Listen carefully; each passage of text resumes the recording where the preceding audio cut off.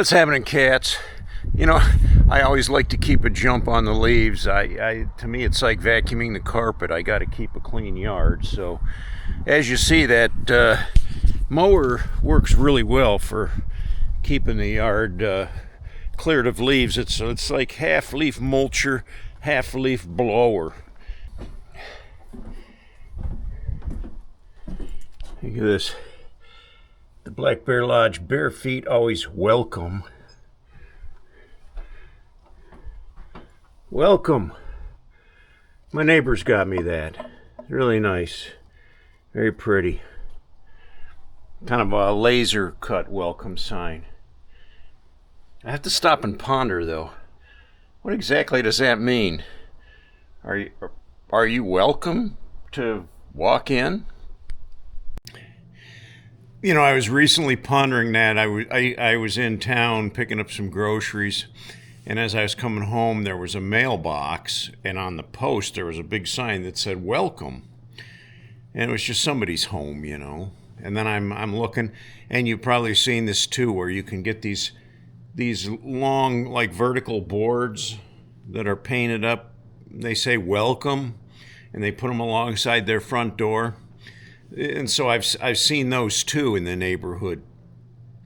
And I have to think, you know, what exactly does that mean? Like, is anybody welcome? Can I invite myself in for dinner? I kind of know the answer to that. They just want the front of their home to look welcoming, you know. I guess it's kind of just a aesthetic thing. It doesn't actually mean that you're welcome to walk into their house anytime you feel like it. But friends and family are definitely welcome. You know, and having this YouTube channel and almost 24,000 subscribers now, I really put myself out there. But on the same note, you know, I have to kind of, I don't know. You kind of throw caution to the wind when you put yourself out on a channel like this, because you're opening yourself up to, you know, just about anything and anyone. So, although you guys consider me your friend, would I welcome you over here? That depends, you know. If there was a request, which I've had before, some cordial requests to stop over and visit from people that I've never met before, and I have agreed to that, and I've met some people and, you know, gained some friendships that way. But on the other hand, I've had a few people that decided to just show up uninvited, I guess, you know. I think it's common knowledge nowadays that if, you know, I mean, I've had people say, you know, I know where you live. And, well, yeah, you know, if I wanted to, I could find out where you live too. I mean, nowadays, when you go on the internet, you can find almost any information you want about somebody, unless they take, you know, the measures to completely block any of their information. It's out there. I can find addresses, I can find phone numbers, I can find next of kin, you know, I can get an aerial view of your house. And nowadays it's easy to do any of that with a little bit of computer savvy. So it doesn't really surprise me that people know where I live. And as I said, some people have taken it upon themselves just to stop over without an invitation, and that can be a little strange. You know, I have seen, even when I'm away, when I'm not here, I've caught images on my security cameras that show, you know, somebody coming in the driveway, getting out of their vehicle, walking around, you know, knocking on the door. And I think, I don't know who this person is. I don't recognize this person. I have no clue. They left no note or anything to say they were here. They left no message to say, hey, I stopped over. I have no clue who they are. and it's kind of strange to me. There was one time that I was away. I was I went. I think I was at my brother's, but it was about an hour's drive. I was on my way home. My wife called me, and she said, "Hey, your friend is over here." And I said, "Oh, okay. We'll tell him I'll be home in about 20 minutes." I said, "I'm still on the other side of Akron, Ohio." And she said, "All right, no problem. Well, I'll tell him whenever you get here." So I kind of sped along the best I could. And I get home and I pull in the driveway, and I see this Harley sitting in my driveway that I did not recognize. I thought, what in the world? Who's this? Well,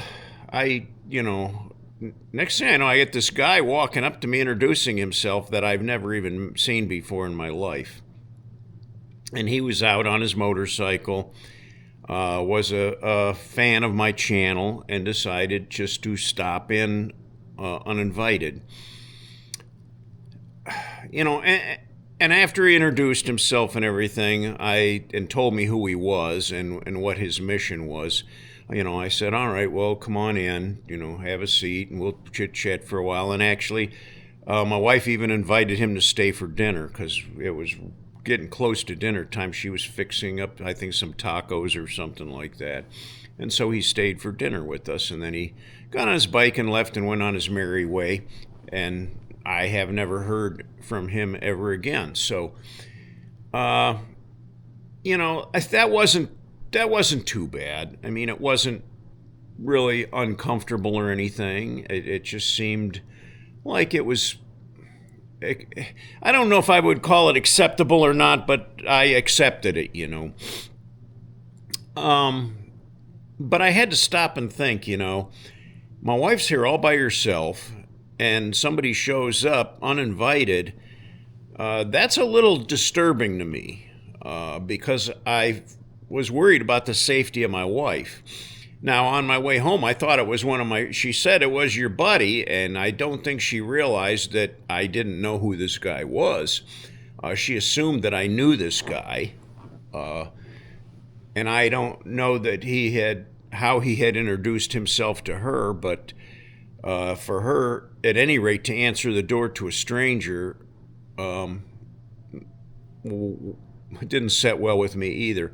But of course, being in the motorcycle culture, when somebody pulls in on a Harley, it's almost like an understood brotherhood, I guess. Like, oh, this guy's on a Harley, he must be a friend, because all of us that ride, we ride together, right?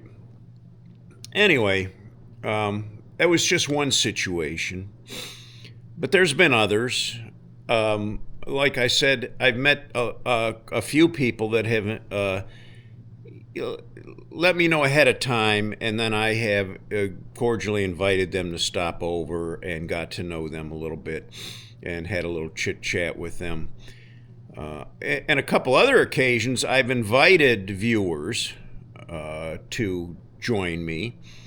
I've had a couple of group motorcycle rides, and I've invited people to come over here, and those that had agreed to ride with me gave me their personal phone number, and I was able to text them, with the address and everything, so they didn't really for those who didn't know where I live, and so they wouldn't have to go on to try to figure out where I lived.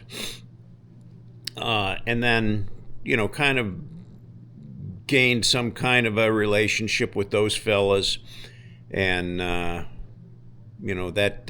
worked out very well too. And there's a couple of them that I still remain friends with that I would go riding with any day. Good people. The whole YouTube thing is a real strange thing. In a way, I'm inviting you into my personal world, but I'm not totally inviting you in reality. It's that more of a virtual world.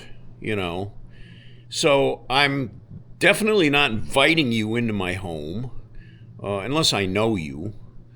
I'm not inviting you to be a real part of my life unless I already know you. Unless there was some reason that you really, wanted to get to meet me and made prior arrangements, that's acceptable to me too. But I can't entertain everybody, I can't. I already have my social life. I have my friends, my family, and I like my own privacy too. But again, in putting myself out on these videos, I give up some of my privacy. I do. There are a lot of things that you guys don't know about me because I show you what I want you to see. That's kind of the way it is. There's the real me, the everyday me you've not seen, so you really don't know me personally, other than what I've decided to share with you on my videos. I've given you a pretty good idea who I am. I'm usually, what you get is what you get. I'm very honest. I don't try to deceive or, make you believe something that isn't real. Everything I show you is really happening or it really has happened. My stories are all real, and I relay them in as much detail and fact as I can possibly remember. Now, I know that when recalling stories, if I remember a story and you were there and you remember the same story, your version may be a little different than mine. But I'm not trying to deceive either. I'm just, relating the way I experienced it and the thoughts that I had about it. I have a brother that he has a memory like a steel trap. He remembers back to when he was a child, and he can remember details that are just beyond my memory banks. He remembers old songs, music, sayings, and things that happened, little minor details that happened that I think, what? I can't, even when he brings those things up, I can't even bring them out from my own memory banks. I think, I don't remember that. Are you sure? And he, oh, yeah, he's pretty sure. But a lot of times he'll tell a story about something that I remember, and his version of it is quite a bit different than what I remember. And I think sometimes he embellishes a little much, but he swears that's the way he remembered it. I do my best not to embellish things.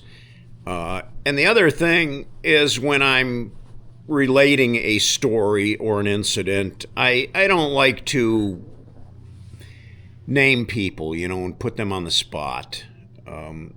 If I'm talking about you and you recognize the story, you know who I'm talking about, but nobody else knows who I'm talking about. I just don't like to.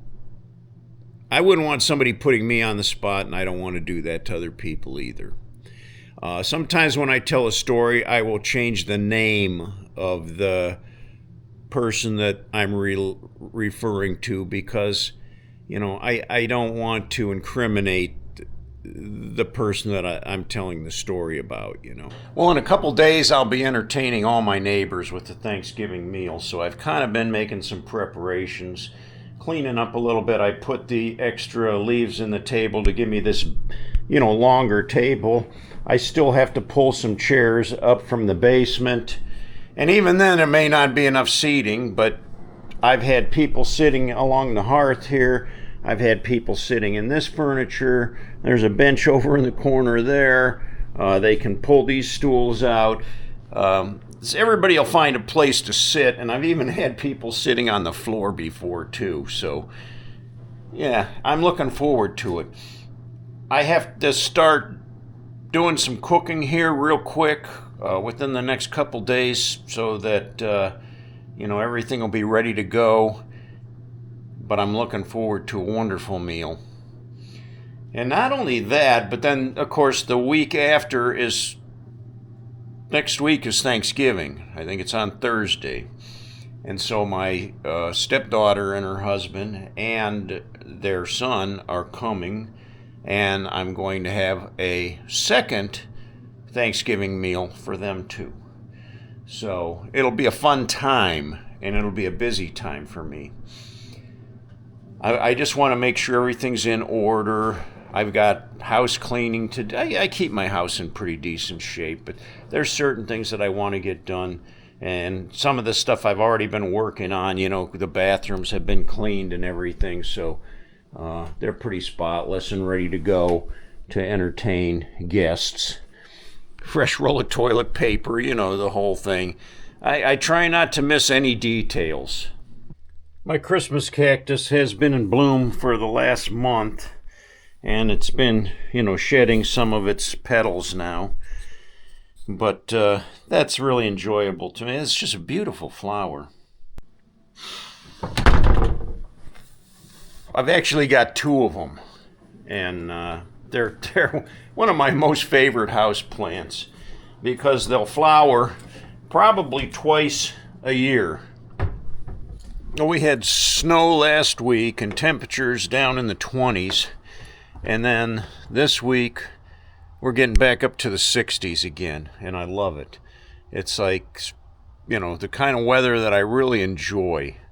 Getting some work done outdoors, things I like to do. I can work out in the man cave. I think this afternoon, with the temperatures being up almost 60 degrees, I'm going to pull the trickle charger off of the Ultra and get it out of the garage and blow the dust off of it a little bit, take a little ride, and enjoy the weather while I can. As far as my new garage floor goes, it's hard to keep it clean. I bring my truck in here. It was raining the other day, and the rainwater runs off and leaves those brown leaf stains, but that'll mop up.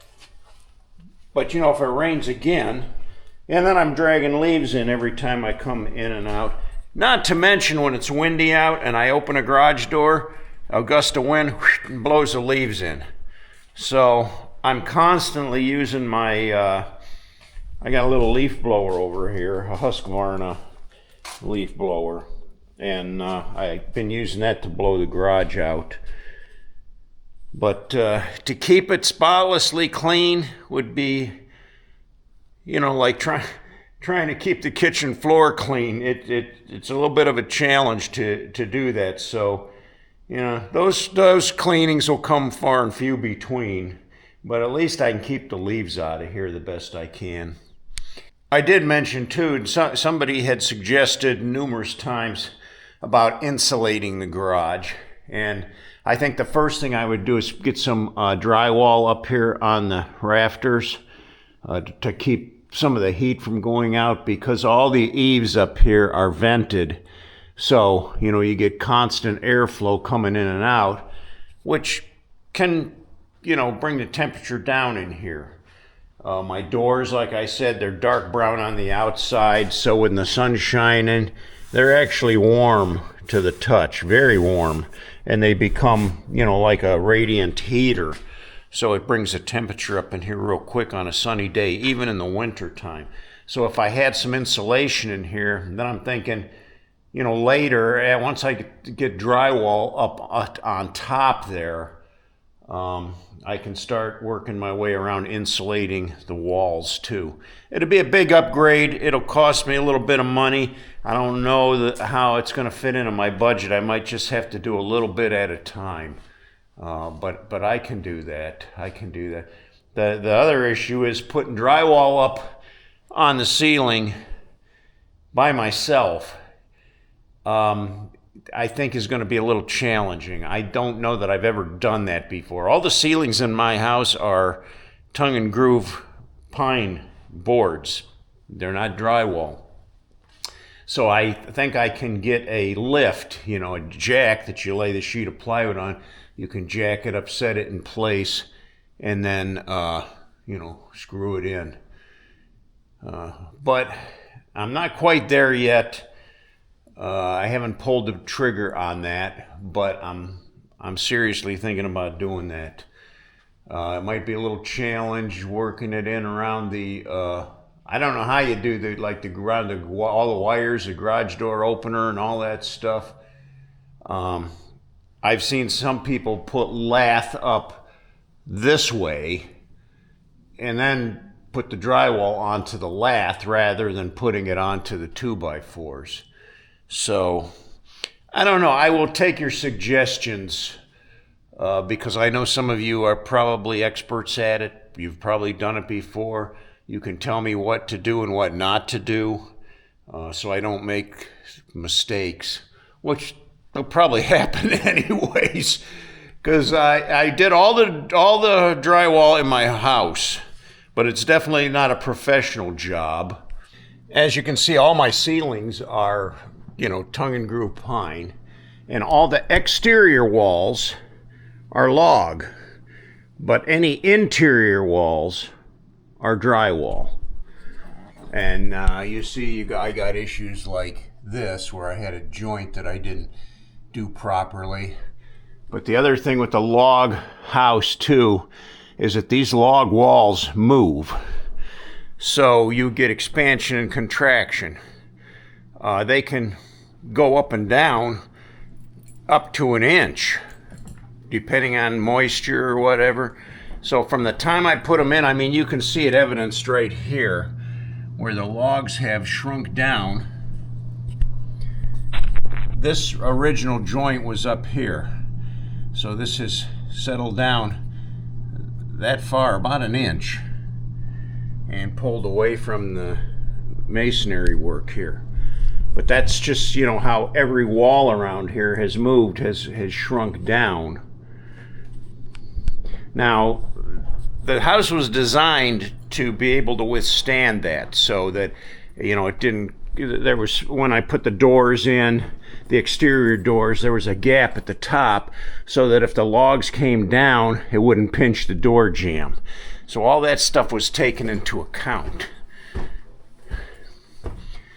The other issue is the upstairs, which is all sheetrock or drywall.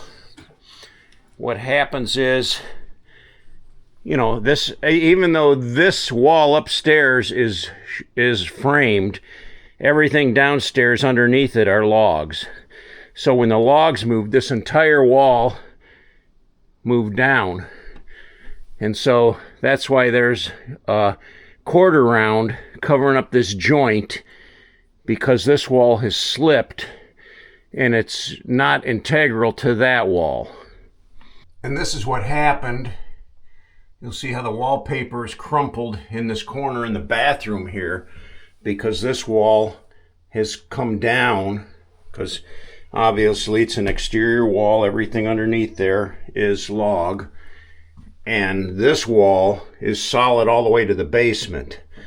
So this side has slipped down, causing the wallpaper to crinkle. What I should have done is the same thing, is made a slice there, which I could still do, and put some quarter round in there and fix it. It's just one of the things in this house that's never been done. It was just left go over all the years. And, little details like that could still be fixed, that have never been really dealt with. But, yeah, I'm no expert. I know enough just to get by, though. I was able to talk to Val's sister today, and this is sad. On a sad note, she's struggling with cancer, the tumor in her brain, just like her sister, and her husband is also dealing with advanced cancer. So they're spending a lot of their days getting treatments, appointments.